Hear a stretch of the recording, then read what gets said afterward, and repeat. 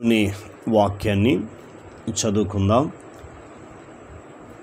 దేవుడు అద్భుతమైన దేవుడు, ఆశ్చర్యకార్యాలు, సూచక క్రియలు, మహత్ కార్యాలు చేసే మన దేవుడు యేసుక్రీస్తు ప్రభువారు. ఒకసారి మనం పరీక్షించుకుందాం, మనం ఆలోచించుకుందాం. ఈ దినం ఉదయకాలం నుంచి ఈ సాయంకాలం వరకు దేవునితో ఎంతసేపు నీవు ప్రార్థన జీవితం కలిగి ఉన్నావు? దేవుని మీద ఆధారపడుతున్నావా? ప్రతిదినం వాక్యాన్ని చదువుతున్నావా?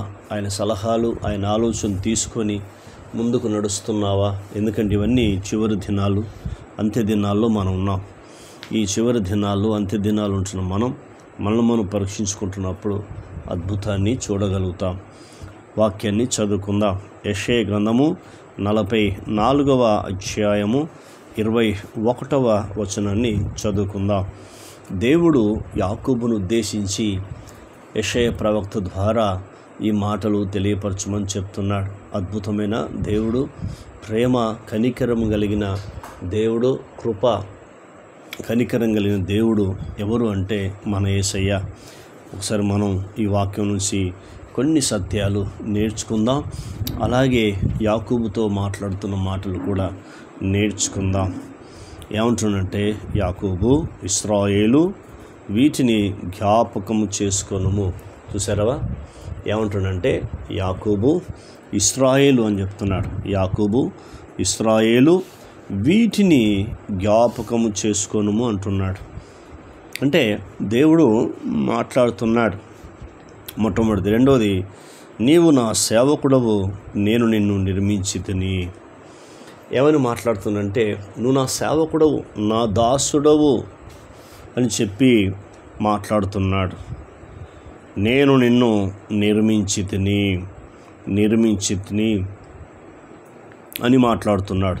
తర్వాత, ఇశ్రాయేలు నీవు నాకు సేవకుడవై ఉన్నావు. చూసావా?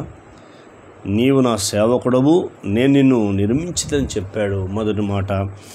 రెండవ మాట ఏమంటున్నాడు? నీవు నా సేవకుడవై ఉన్నావు అంటున్నాడు.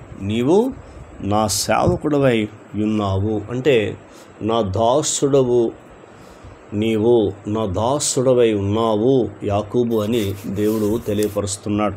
నిజమే, మనమందరం ఎవరమంటే యేసుక్రీస్తుకు దాసురాళ్ళం. కాబట్టి ఆయన పరిచర్య చేయడానికి దేవుడు మనని ఎన్నుకున్నాడు. కాబట్టి ఆయనకు సేవకులం. మరి ఆయన సేవకులమైన మనం ఇష్టంగా పరిచర్య చేస్తున్నామా? లేకపోతే మనుషులను సంతోషపెడుతున్నామా? దేవుణ్ణి సంతోషపెడుతున్నామా?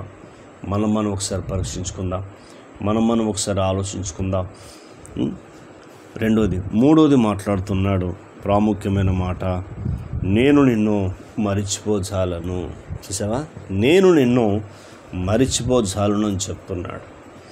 అంటే ఆయన ప్రేమ ఎంత గొప్పదో మనము ఈ అధ్యాయంలో ఇప్పుడు ఈ మాట 21వ వచనంలో మనం చదివితే మనకు అర్థమవుతూ ఉంది. దేవుడు మరిచే దేవుడు కాదని నీవు తెలుసుకోమని దేవుడు నీతో మాట్లాడుతున్నాడు. మరి మనము ఎలా ఉన్నామో ఒకసారి మనం పరీక్షించుకుందాం. దేవుడు మనల్ని మరిచిపోజాలని వాగ్దానం చేస్తున్నాడు.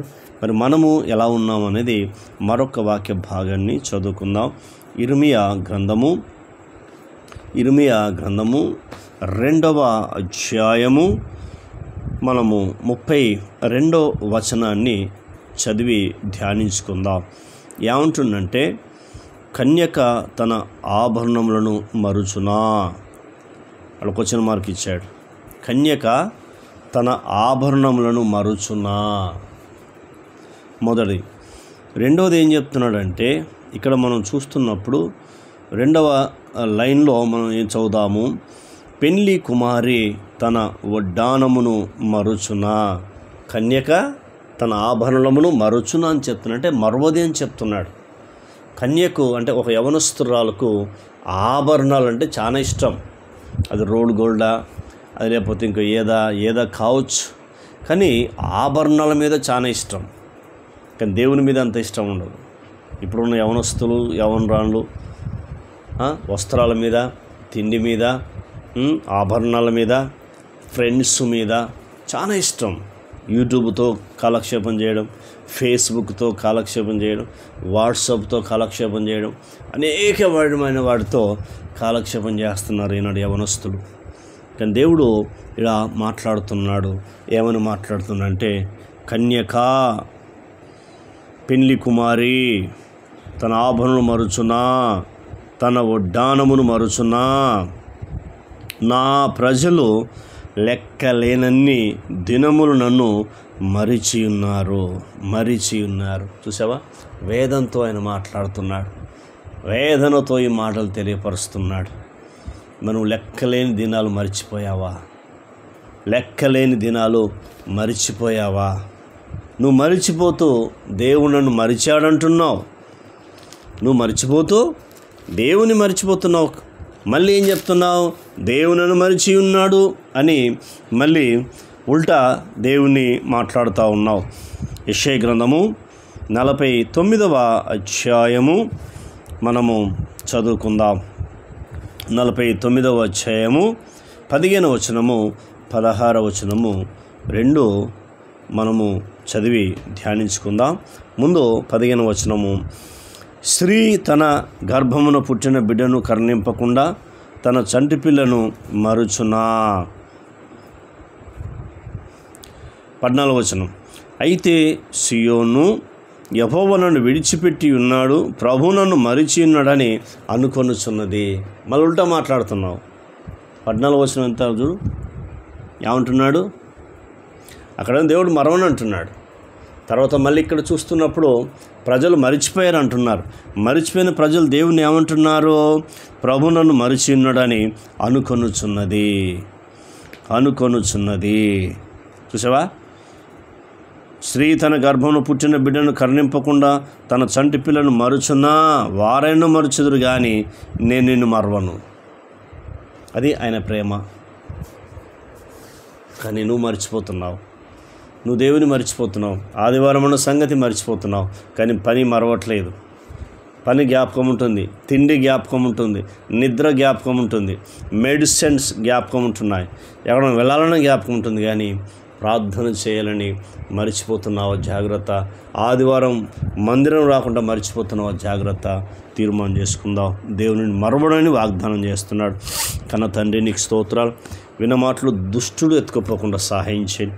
ఈ మాటల ద్వారా మీరు మమ్మలను ధైర్యపరిచి, ఆదరించి, ఓదార్చి నందుకు మీ కృతజ్ఞతలు, స్తోత్రములు చెల్లిస్తూ యేసు నామంలో పొంది ఉన్నాం తండ్రి.